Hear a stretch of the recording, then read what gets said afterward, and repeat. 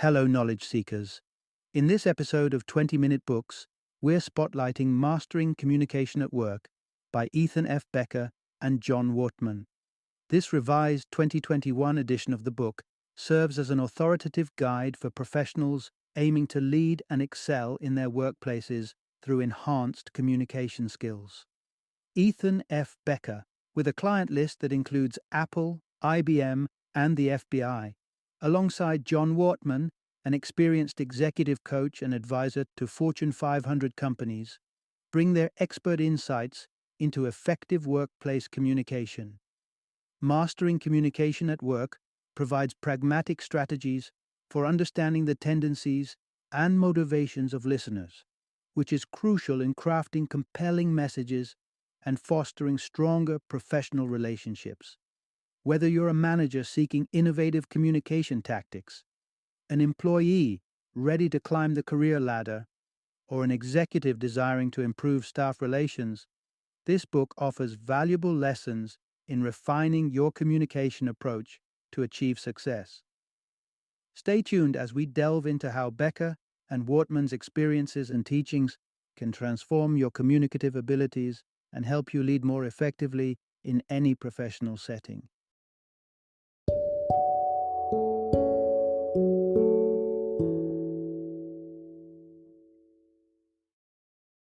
Mastering Communication at Work: How to Lead, Manage, and Influence.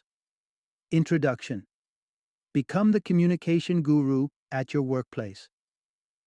Imagine stepping into the office each day, where a daily relay of conversations sets the stage for success or missed opportunities. It's no secret that whether you're a fresh intern or the CEO, your workplace is a mosaic of interactions that can either elevate or deflate the spirit of your team. Mastering the fine art of communication is more than just sharing ideas. It's about connecting with people at every level. Why is effective communication paramount for everyone, especially managers? Consider this. A manager's day is often a juggling act between responding to senior executives and empowering their direct reports. This intersection demands finesse, knowing not just what to say, but how to say it to resonate positively across the board. It's not just about rehearsing speeches or preparing notes. Exceptional communication pivots on understanding the nuances of your audience. This skill translates into adapting your message to the vibrational frequency of the listener, be it a room of board members or a one-on-one with an anxious team member. In this enlightening narrative, you'll explore the realms of communication that will set you apart as a leader and confidant in your professional environment. Understand the cognitive landscapes. Distinguish between those who process information from a broad concept down to the specifics, deductive thinkers, and those who build up the big picture from specific details, inductive thinkers. Approach difficult dialogues with grace. Learn the art of framing conversations that might be a bit tough. Knowing how to initiate and navigate through these talks can make the difference in outcomes that are productive rather than combustible. Extend beyond mere words. Validation isn't just about agreement.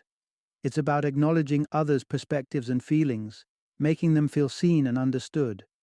By the end of this journey, you'll not only boost your capacity to communicate effectively, but you'll also unlock the potential to forge stronger bonds, enhance cooperation, and lead with empathy and insight in your workplace.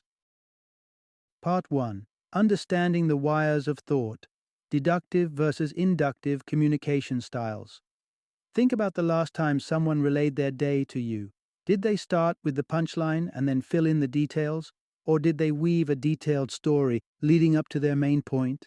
This is more than just personal style. It's an insight into how people think and communicate, impacting interpersonal dynamics significantly, especially in professional settings. Let's engage in a thought experiment to identify your own thinking patterns. Picture a colleague explaining why he might need to check the weather. He starts by mentioning a family dinner, meanders through his shopping experience for sneakers, and finally circles back to the weather concern, because he plans to wear those new sneakers later. Feeling impatient? If so, you might be a deductive thinker. Deductive thinkers prefer information to be direct and to the point. They thrive on straightforward communication where the conclusion comes first, followed by supporting details as needed. Conversely, if you found the story engaging or necessary for understanding the context, you likely lean towards an inductive thinking style. Inductive thinkers build their way up to the point, layering details to paint a complete picture before arriving at the main conclusion. For them, context isn't just a backdrop, it's essential for understanding the full scenario. This understanding isn't just an exercise in self-awareness, it's crucial for effective communication in the workplace. A savvy manager who recognizes these differing styles can tailor conversations and presentations to resonate more effectively with each team member. For instance, when approaching a predominantly deductive board with a strategic decision, you might lead with the decision itself, then elaborate on the rationale afterward to satisfy any inductive thinkers in the room. But how do you handle mixed groups? It's about balance. Begin with the conclusion to hold the attention of deductive listeners, but ensure you fold in sufficient context afterward to satisfy the inductive thinkers. This dual approach ensures that all bases are covered and your message is received clearly and effectively by a diverse audience. Moreover, adapting your communication to fit the cognitive preferences of your audience doesn't just clarify information. It shows respect and consideration for their thought processes, enhancing your rapport and influence as a leader. Effective communication is not just about delivering a message. It's about making sure it lands with the impact you intended. Part 2. The pivotal role of ethos in effective workplace communication. Picture this. In a prestigious law firm where sharply dressed attorneys are the norm, one attorney stands out. He opts for jeans and sandals, a stark contrast to the usual business attire. He might be lauded for his creativity and nonconformist approach, but what if he fails to deliver on a significant case? Suddenly, his casual attire might not seem so charming anymore, and his professional credibility could take a hit. This scenario underscores a crucial concept in workplace interactions: the importance of maintaining a strong ethos. Ethos is essentially the credibility or the persona you project in your professional environment, and it significantly influences how others perceive and communicate with you. Consider how performance and context can fluctuate a person's ethos. An easy comparison might be between a CEO and a tech support professional.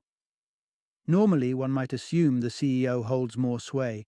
However, in a situation where technical expertise is crucial, like when the Wi-Fi fails, the tech support's ethos skyrockets. Now, reflect on your ethos. Whether you realize it or not, you exhibit a certain persona at work, influencing how your colleagues interact with you. It's worth exploring how others view you and pondering over the ethos you need to cultivate to meet your career objectives. Remember, your ability to influence, lead, and motivate can be impeded if your ethos isn't adequately aligned with your professional goals. One critical application of understanding ethos is during feedback sessions.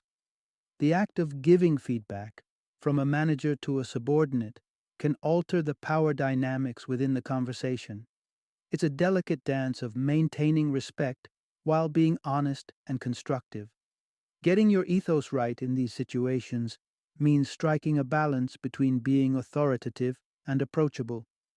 You don't want to come off as overly friendly to the point of insincerity, nor too stiff that you seem unapproachable.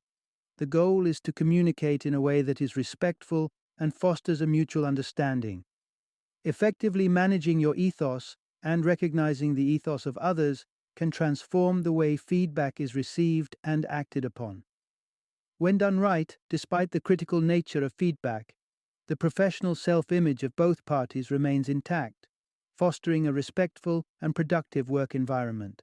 Thus, understanding and implementing the right ethos in your communication is not just about maintaining your image, but also about enhancing the overall communicative and collaborative spirit of your workplace. Part 3. unlocking the power of personalized motivation in your team. Imagine the clock is ticking on a project timeline that's suddenly moved up, turning a leisurely 2-month deadline into a crunch time 2-week sprint.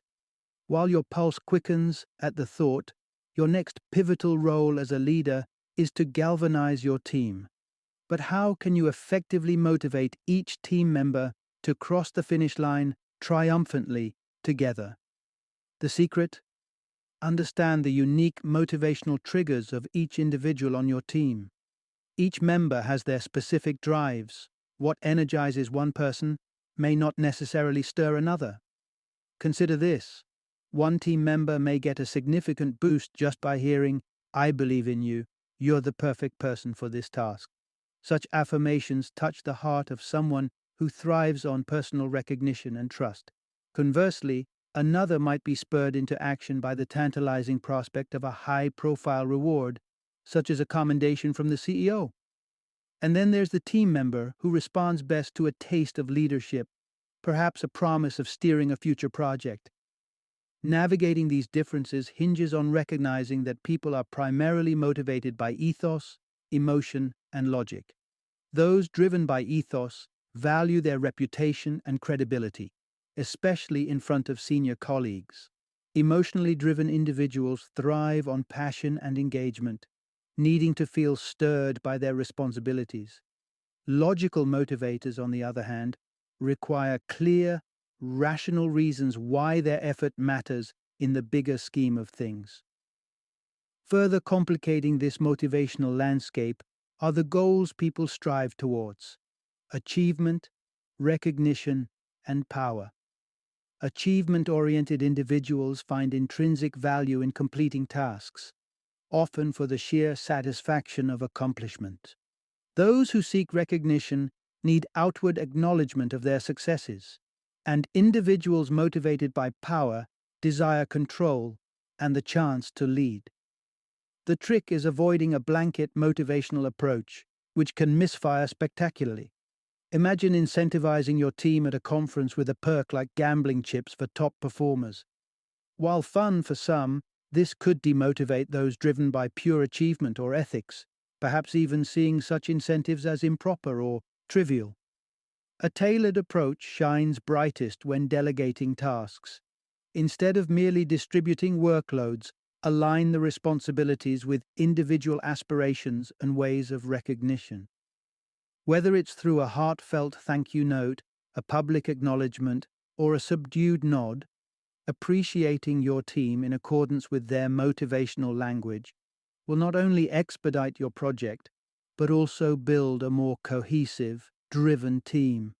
As a leader, blending knowledge of what makes each team member tick with strategic task alignment can transform an ordinary group into a powerhouse of motivated individuals, all aimed at conquering challenges with a clear, shared vision.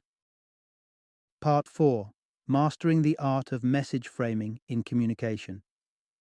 Let's explore the critical skill of communication through the lens of Doug Ludwig, a river rafting guide whose daily challenge involves steering amateur rafters through perilous waters.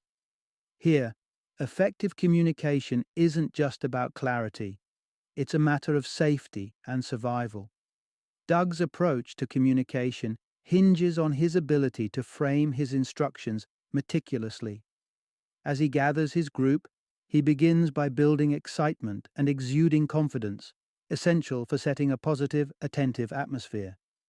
Yet, he subtly intertwines caution by renaming the safety helmet to Brain Bucket, a clever nudge that underscores the importance of safety gear without heightening fear. This technique demonstrates an advanced level of skill in communication: framing. Framing isn't merely about choosing the right words, it's about shaping how these words will be perceived and the reactions they will elicit. Doug also tailors his communication style based on his audience. He adjusts his tone and terms when speaking to varied groups, such as a football team versus a church group, recognizing that different demographics respond uniquely to distinct styles of communication. Consider a workplace scenario where you need to introduce a progressive, perhaps slightly controversial, idea, like pushing for more digital initiatives in a traditionally oriented company. Approaching a senior staff member with abrupt enthusiasm about webinars might cause more resistance than acceptance. Here, framing becomes your ally. Begin by laying down the groundwork of how these digital shifts could enhance lead generation substantially, paving the way for a smoother introduction of newer concepts like webinars. Similarly, the art of framing extends to managing meetings effectively. A well-chosen opening sentence can set the right tone and keep the discussion on track. Moreover, it's crucial to delineate the nature of the meeting, be it a debate, a brainstorming session, or a standard update, that guides participants on how to interact during the session. Remember, not everyone processes information in the same way. Some might think out loud, while others prefer to reflect quietly before speaking. Acknowledging these differences and framing your meetings to cater to both external and internal thinkers will not only enhance the quality of interactions, but will also ensure that all voices are heard and valued. Thus, mastering the skill of framing can transform simple messages into powerful communication tools, significantly influencing how information is understood and acted upon, much like Doug Ludwig expertly navigating the rough waters. Part 5. Validation, a cornerstone of exemplary communication. Consider the story of Mike Phelan, a former president at Boston Scientific, whose memory and acknowledgement at a global meeting made a profound impact. Addressing hundreds, he recognized a sales manager he had met years ago. This gesture of validation didn't just surprise the manager, it left a lasting impression, illustrating how impactful personalized acknowledgement can be. Validation is more than just a pat on the back. It's a powerful communication tool that conveys respect and appreciation, affirming the importance of each team member's contribution. It sends a clear message. You matter, and so does your work. Understanding that people seek validation in various forms is crucial. For some, recognition of their achievements might need to be explicit, while others might be satisfied with subtler forms of acknowledgement. Regardless, every team member's desire to feel seen and heard is universal. They need to know that their input has value and that they are an integral part of the team. Practicing validation can be as straightforward as saying, "Good job." But the essence lies in the delivery. Ensure the tone is sincere, not patronizing. Enhance the impact by explaining why their performance was good. For instance, saying, "Good job on the presentation, because your detailed analysis provided us with a clear picture," shows that you are attentive and value their efforts. Paraphrasing what someone has said is another robust form of validation. By summarizing their points in your own words, you demonstrate attentive listening, affirming that their ideas are worth considering and reflecting upon. Nonverbal cues such as nodding, maintaining eye contact, or even a supportive smile also play a significant role in making people feel acknowledged. However, validating doesn't necessarily mean agreeing with everything the other person says. It's about recognizing and respecting their perspectives and feelings. When disagreements arise and defensiveness sets in, the need for validation becomes even more crucial. In such scenarios, asking questions like, "What do you need?" or "Help me understand your point," can de-escalate and open doors to productive dialogue. In essence, validation is not about endorsement but about respect and rapport. Implementing effective validation communicates that you are engaged and empathetic, qualities that define great leaders and communicators.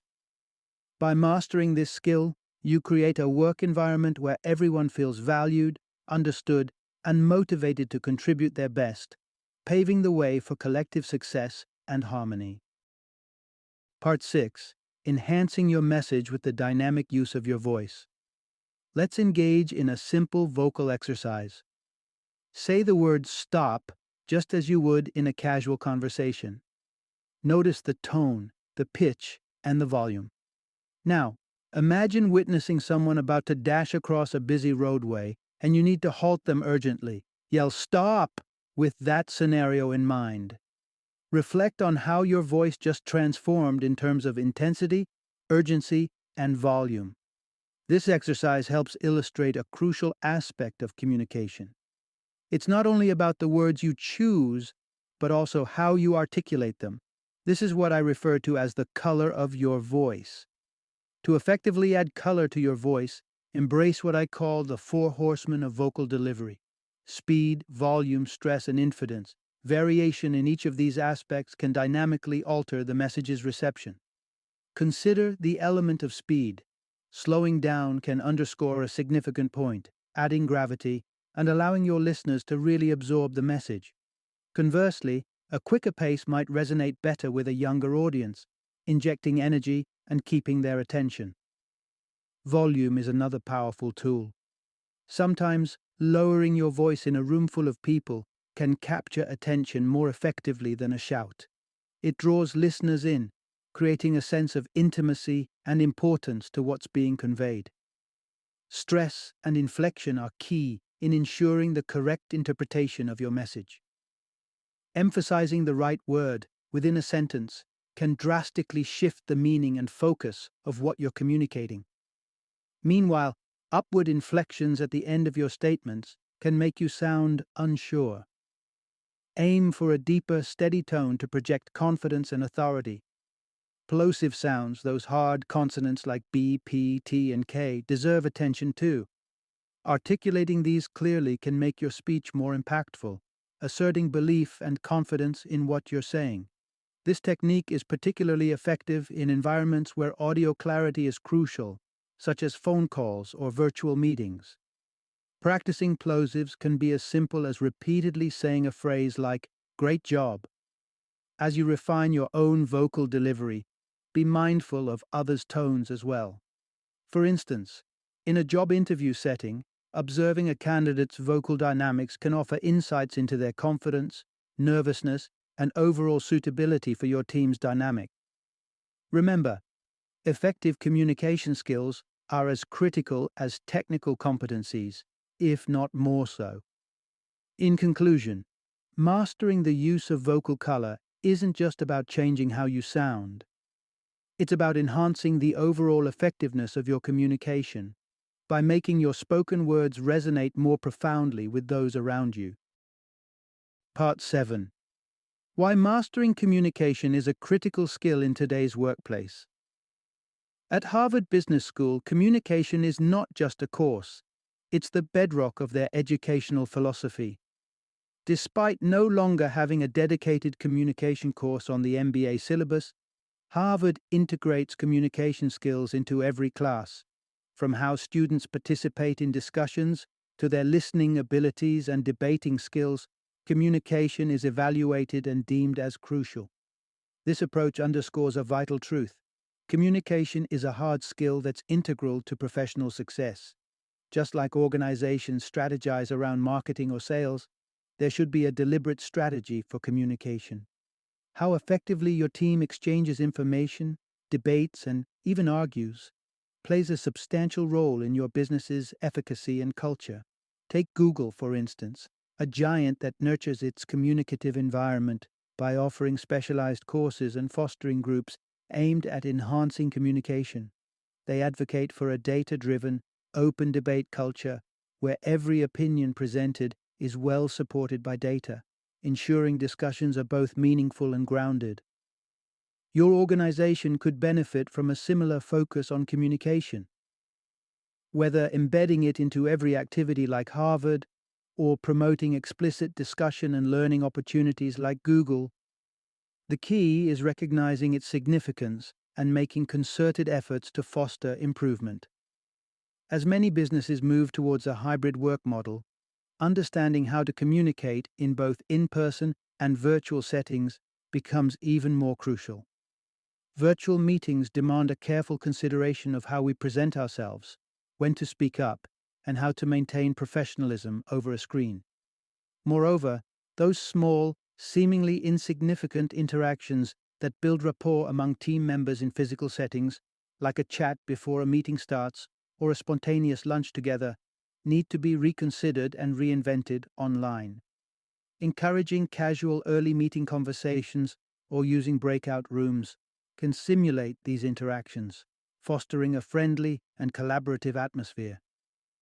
In adapting to new work models, let's ensure that robust communication remains at the forefront. It's a vital skill, shaping not only individual careers, but also the broader organizational culture and efficiency. Implementing comprehensive strategies to enhance communication can significantly bolster your team's effectiveness and cohesion, no matter where they're logging in from. Final summary. To thrive in any professional setting, the ability to communicate effectively is non-negotiable. Whether you're steering a team as a manager or navigating your duties under higher management, the essence of good communication lies in how adaptively and effectively you can convey and comprehend information. Master communicators excel not by using a one-size-fits-all approach, but by tuning their interactions to the unique frequencies of their audience's motivations and cognitive styles. They recognize the nuances, whether dealing with deductive thinkers who prefer straight facts, or inductive thinkers who appreciate context and details. This skill extends to validating the efforts and opinions of colleagues, acknowledging their contributions in a manner that boosts morale and engagement. Additionally, the art of framing messages plays a critical role. By carefully crafting how messages are presented, communicators can influence the reception and response, adjusting their tone, terminology, and delivery for maximum impact. This could mean altering delivery styles for different team members or reshaping the approach based on the strategic needs of the moment. Beyond individual interactions, fostering a culture of communication within the workplace is crucial. This involves setting a standard where open discussions, feedback, and data-driven debates are encouraged and valued. Such an environment not expects merely competent communicators, but cultivates an ecosystem where effective communication flourishes, driving the organization towards its goals. In sum, mastering workplace communication is not merely about talking or listening, but about understanding and effectively engaging with others to foster an environment of collaboration and productivity.